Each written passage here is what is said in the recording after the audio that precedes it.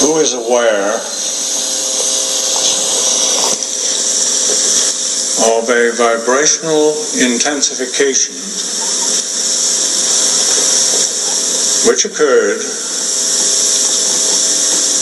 a little while ago, particularly when Richard was speaking?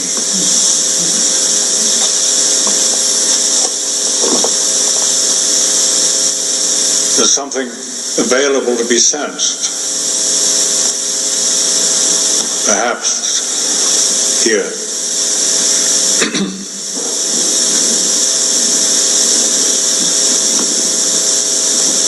It's vital that one should be aware of what is happening vibrationally.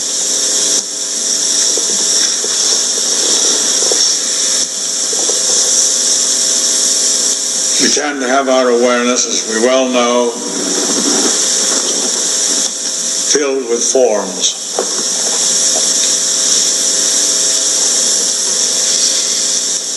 Vibrational impacts that come, usually based in uncontrolled emotion. Then we feel something intense. But in a controlled atmosphere such as we have here, and in the building that has been taking place in this vibrational sense, we need to have very keen awareness of this so we don't discount it.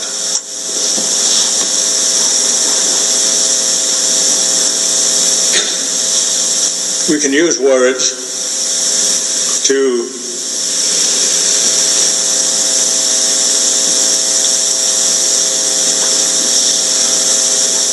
convey something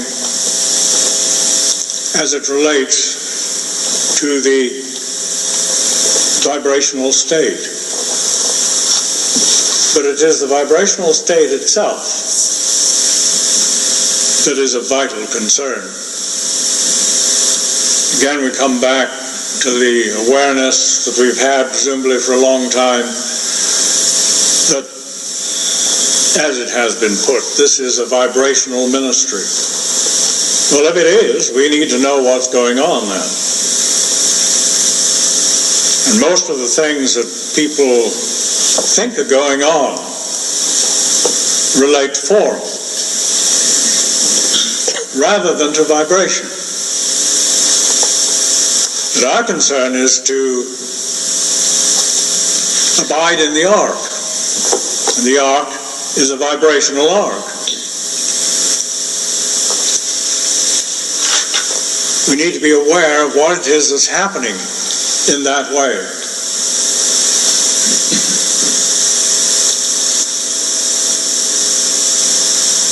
I don't think Richard was talking particularly about things out of the past.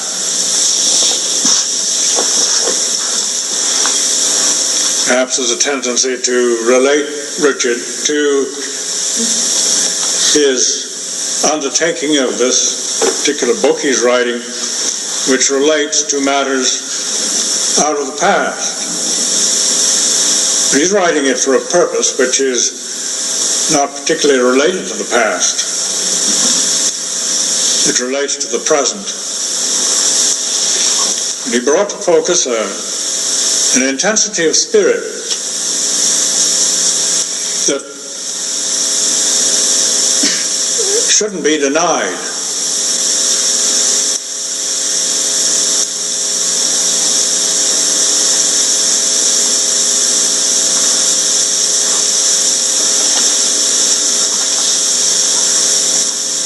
How capable are we of receiving intensification of spirit? Some have described that as fire falling from heaven.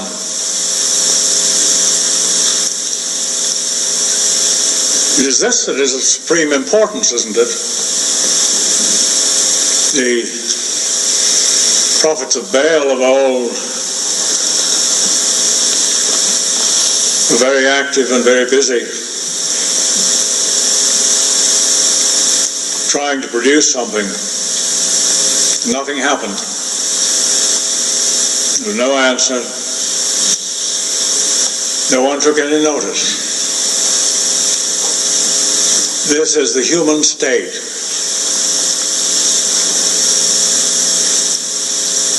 We say there is no answer. Not everybody's recognized yet that there is no answer, that the God isn't answering. Baal is not providing anything.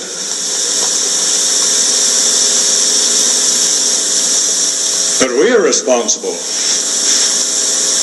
for letting the answer be experienced. And I suppose the vital word here is experienced.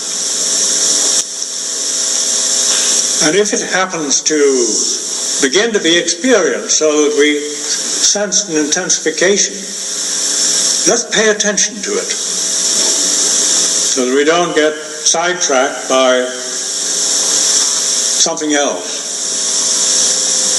I was delighted in what happened when Richard allowed this focus to appear. And Lloyd certainly was moved by this.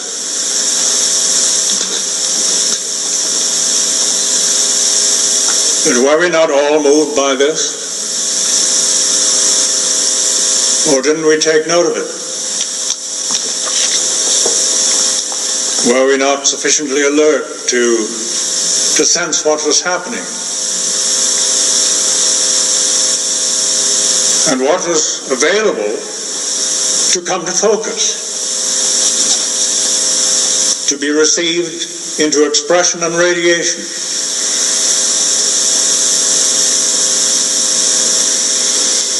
We talk about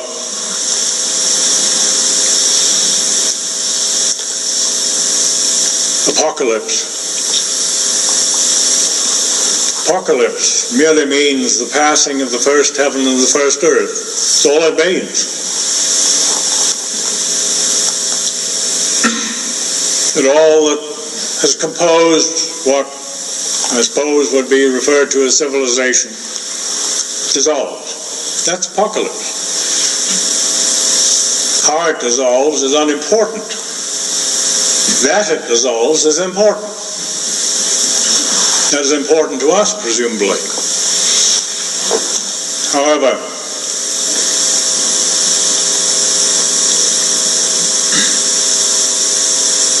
it is very important, insofar as we are concerned, that this should have dissolved in us, so that we're open and free and capable of receiving the fire falling from heaven.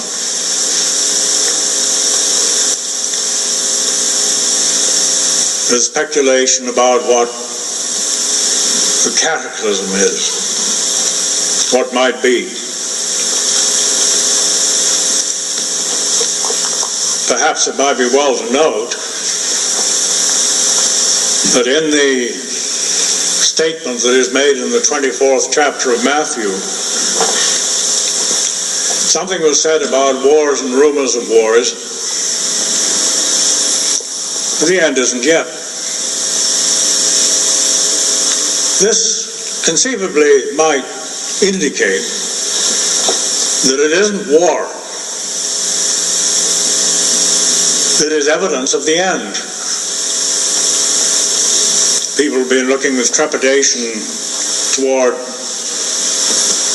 nuclear war. That's receded a little in consciousness, although there are many so-called peace groups who are much concerned about the matter. But as we well know, that's only one small part of the massive threat that there is to continued existence on Earth.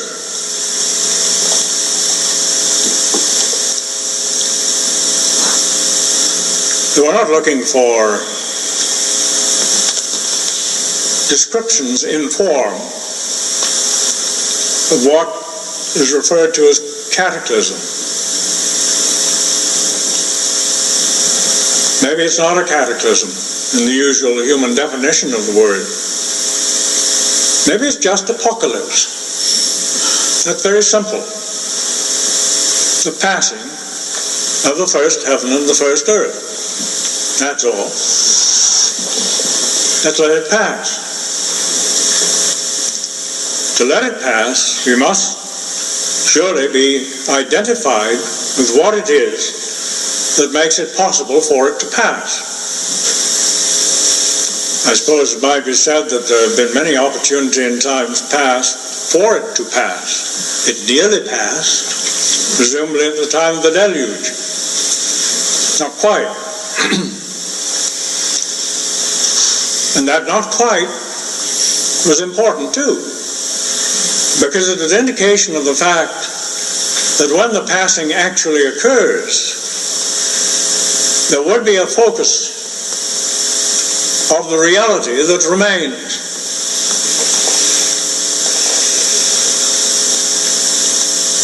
Evidently there wasn't adequate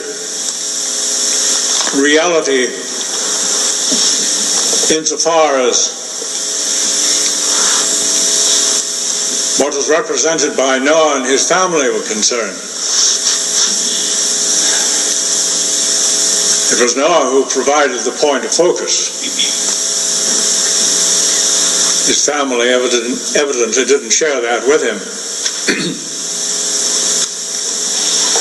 And so the whole thing started over again.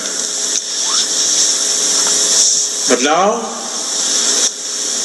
we come to apocalypse, which is the passing of the first heaven and the first earth. No more. No repeat.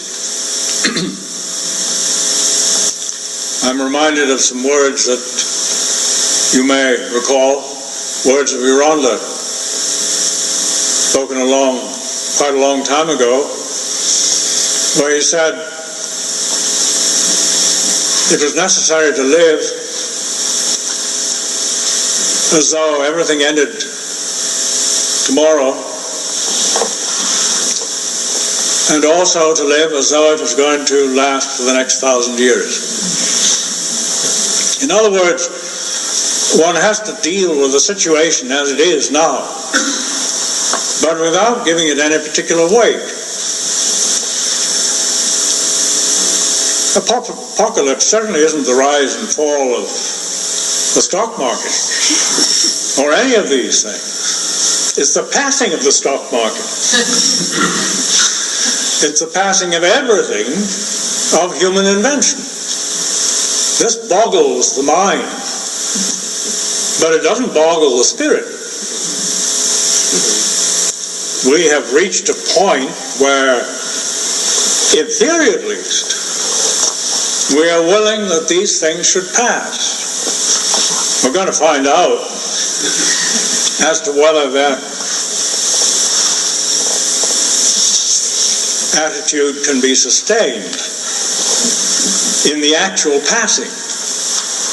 Well, there is an actual passing going on now, but it's a long way from being complete.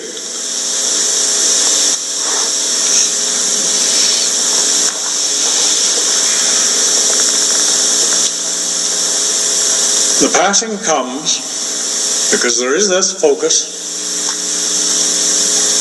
of the fire present in human form on earth. It comes because of that.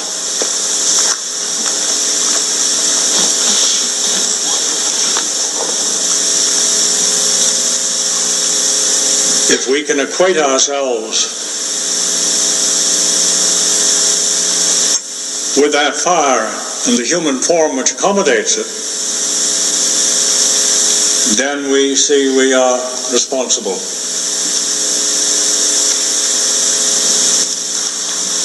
And whenever there is an intensification which appears in a vibrational sense, that is what is to be welcomed. We don't need to speculate as to what that intensification is going to do.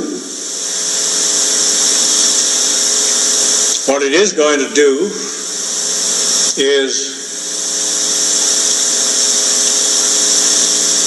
dissolve the first heaven and the first earth. We can say that in general terms. What it's going to do specifically in any given moment remains to be seen.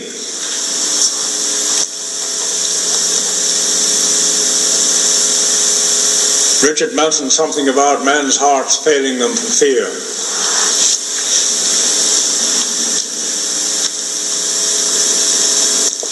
Sometimes an intensification, particularly when it's discerned here, is interpreted as fear. That sometimes happens for a person who gets up to speak before a crowd of people.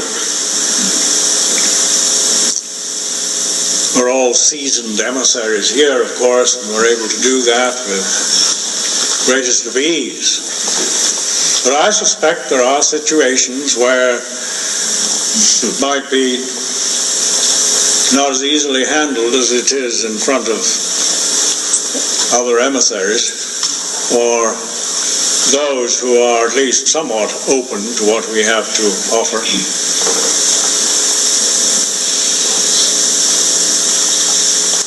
Then comes the question as to whether we interpret that as fear or not.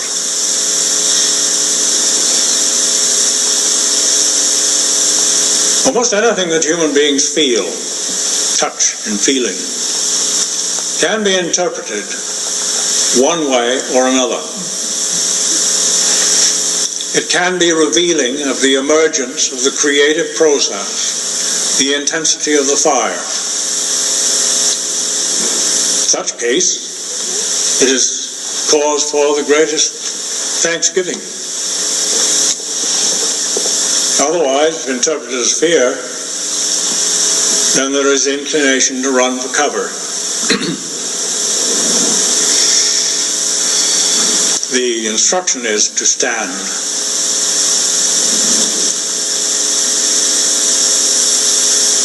One cannot stand except as one is present in that fire.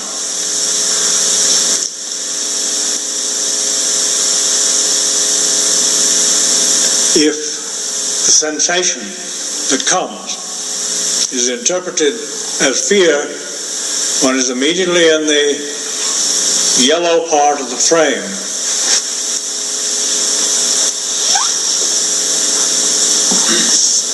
If one accepts the vibrational intensity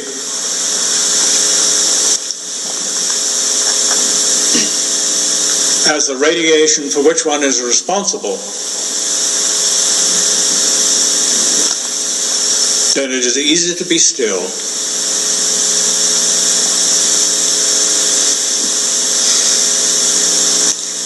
Be still and know that I am present.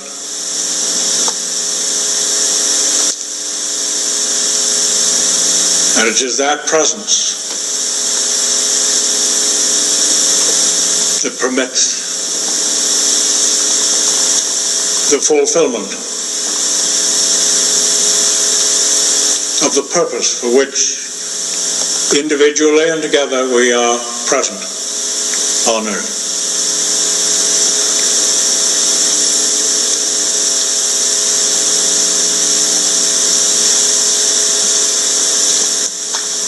In this moment, be still.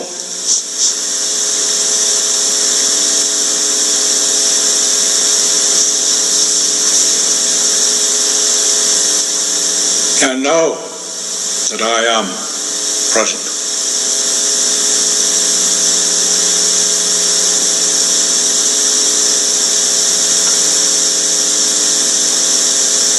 Whenever any measure of intensity is experienced,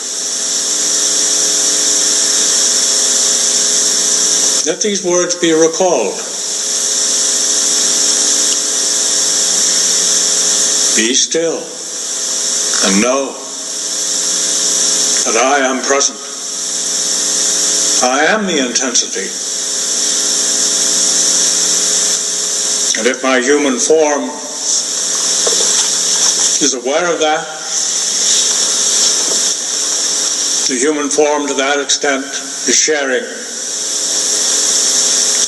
in my presence.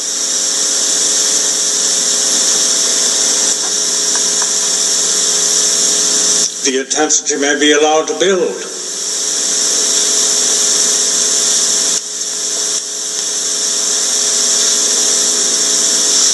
Be still and know that I am present.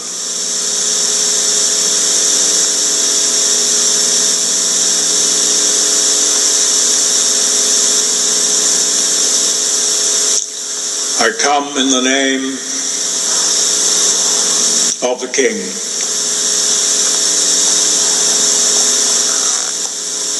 This word, the King,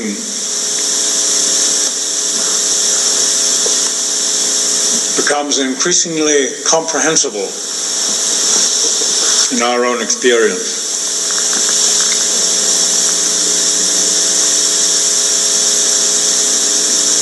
I am come in the name of the King. And the King's name is I am.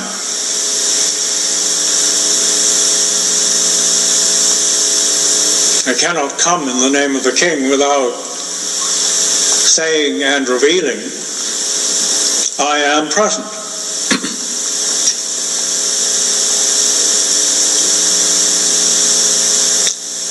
And in that presence,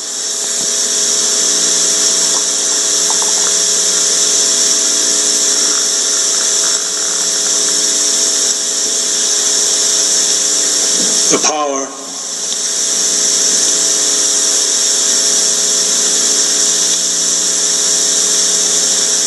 of the Spirit of the King, the power of love,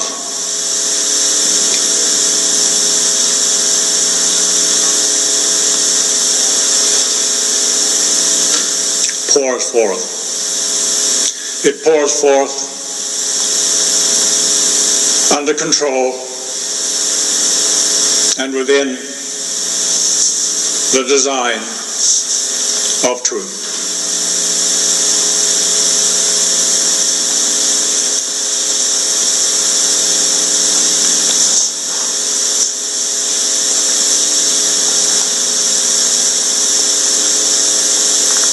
It is under control because what is experienced is known for what it is and not misinterpreted.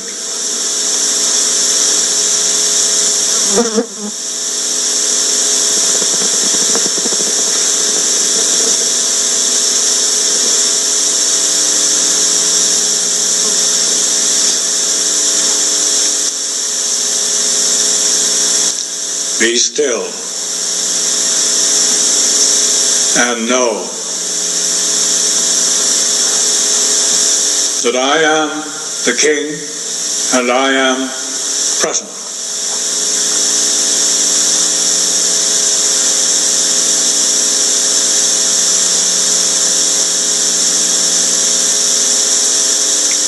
Such a statement made by any one of us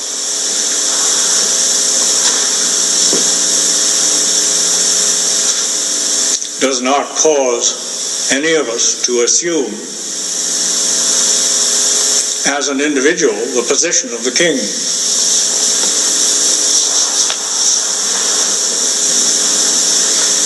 But it does allow the King to be present.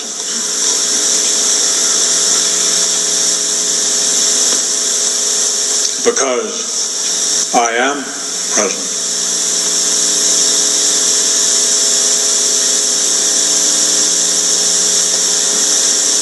Perhaps we share in these moments something of an exercise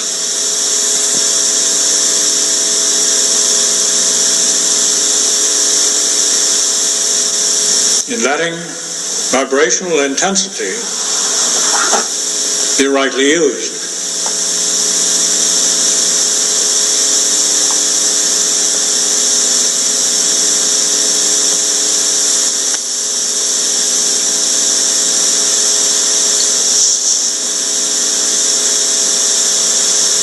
It is not used to benefit us in any way whatsoever.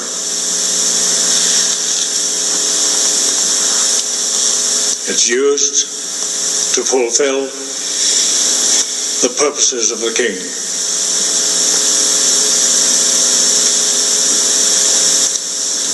We no longer have any inclination whatsoever to judge how those purposes should be fulfilled.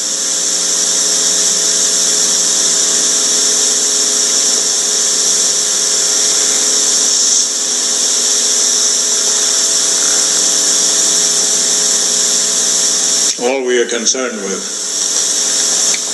is that they be fulfilled.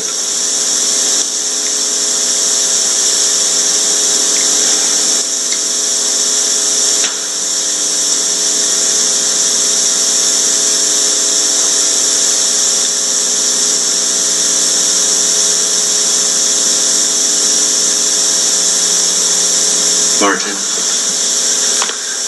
I feel something has to come back,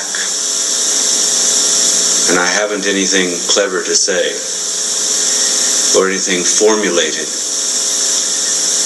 but just rejoice in the intensity of this moment with you and realize the incredible intensity and respect and love in the allowing of my capacities to reveal all they can of my King and of who I am. I think we could have gone on forever listening to you verbalize what is in the atmosphere right now. But something also had to come back. So here it is. It comes back, brought to focus specifically by you.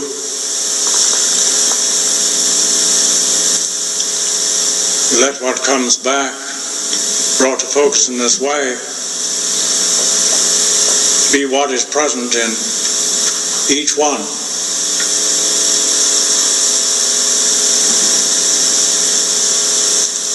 There begins to be a sense of reverence and respect and love and humility, because we are in this moment in the presence of the King.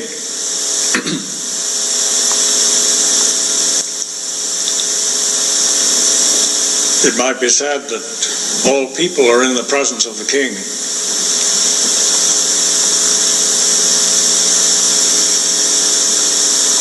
But the fact has been hidden. There is the mystery of God. But here, it's finished. And I rejoice to receive what you bring as a person.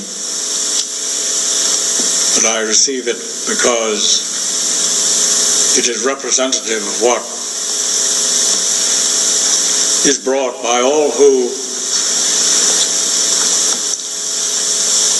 are subject of the King.